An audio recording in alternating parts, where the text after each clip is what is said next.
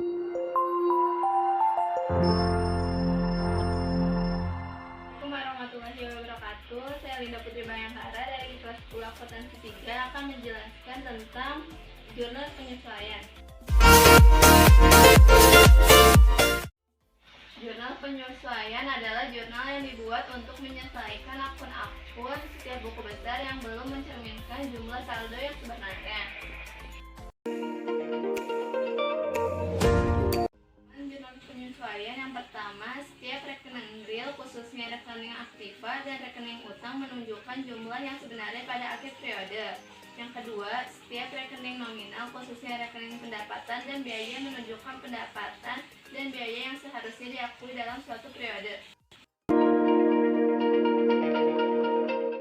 Akun yang perlu disesuaikan, yang pertama ada beban dibayar di muka. Beban dibayar di muka adalah transaksi yang pada saat terjadinya dikelompokkan sebagai AHT atau aktiva, tetapi akan menjadi beban di kemudian hari.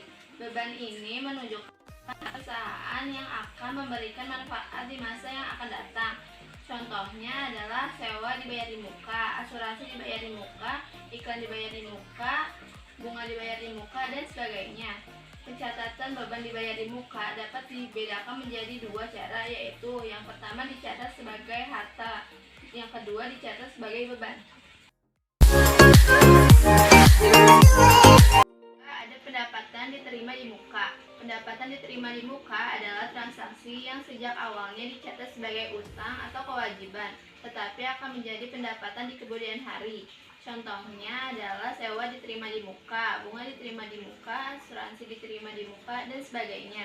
Pencatatan yang dapat dilakukan dengan dua cara, yaitu dicatat sebagai utang atau kewajiban, yang kedua dicatat sebagai pendapatan.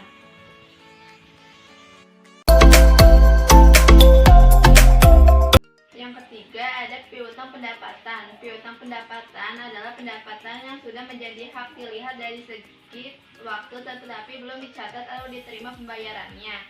Contoh akun pendapatan yang masih harus diterima adalah bunga yang masih harus diterima, sewa yang harus masih diterima, dan sebagainya. 4. Ada utang beban. Utang beban adalah beban yang sudah menjadi kewajiban dilihat dari segi waktu tetapi belum dicatat atau dilakukan pembayarannya.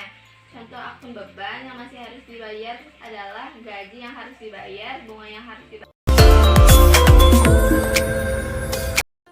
Yang kelima ada penyusutan aktiva tetap. Penyusunan aktiva tetap adalah berkurangnya kemampuan suatu aktiva tetap untuk memberikan manfaat ekonomi secara berangsur-angsur sejalan dengan berjalannya waktu. Contohnya adalah peralatan kantor, peralatan toko, kendaraan, mesin, gedung, tanah, dan sebagainya. Terakhir ada pemakaian perlengkapan. Perlengkapan adalah barang yang dipergunakan untuk kegiatan perusahaan yang habis terpakai dalam jangka waktu 1 tahun. Pada akhir periode akuntansi harus dihitung berapa perlengkapan yang sudah terpakai dan berapa perlengkapan yang masih tersisa.